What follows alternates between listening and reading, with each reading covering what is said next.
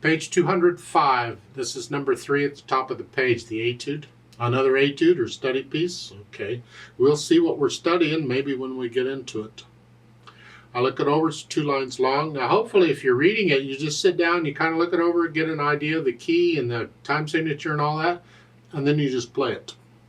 But I'm going to go through the process of learning it, so let's see what we get.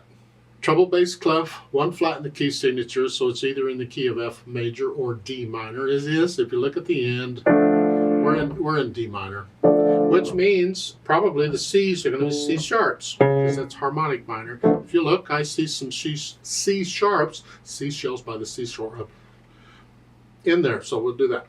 And then common time or 4/4 time. Right hand first, because we're moving around here. If you're doing the scales, this shouldn't be a problem. 1, 2, 3, cross 7. Rest, just reach up. Again.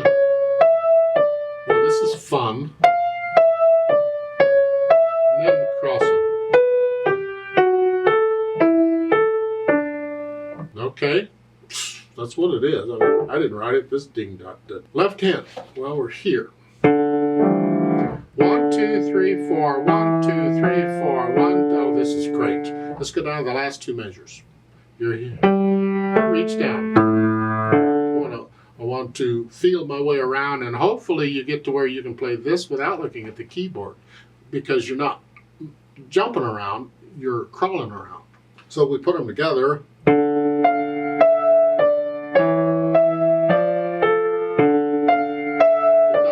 I put the hands together.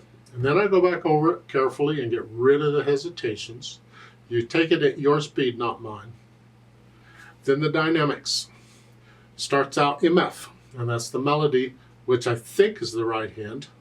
Mezzo forte, whatever, sort of loud. This can be down a little bit. And then we have a soft. We're going to echo that. Soft. Very soft here. Back up.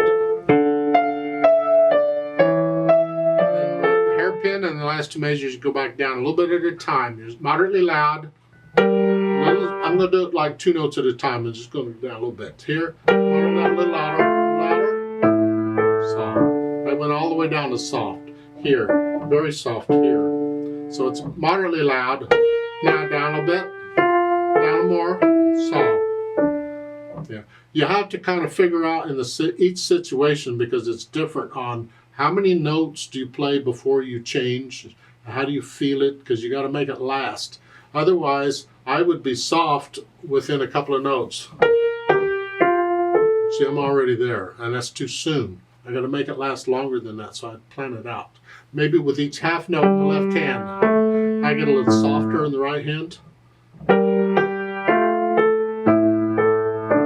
Yeah. Then the speed. Well, there's that con moto again. Just make it flow. I mean, if I play it slowly,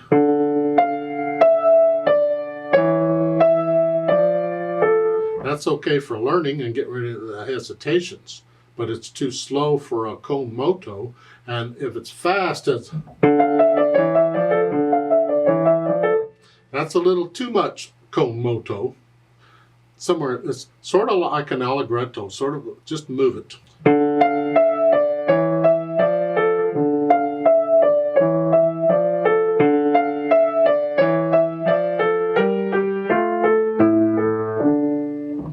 I think I missed the articulation. Oh well, we'll go back and get it then.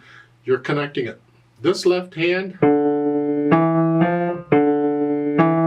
are not phrases, these are slurs. And you don't always lift up before and after a slur. I'm suggesting you connect this left hand all the way through. The right hand you're lifting up for the rest, but then in the second line, and you can treat that as 2 phrases where you lift up here.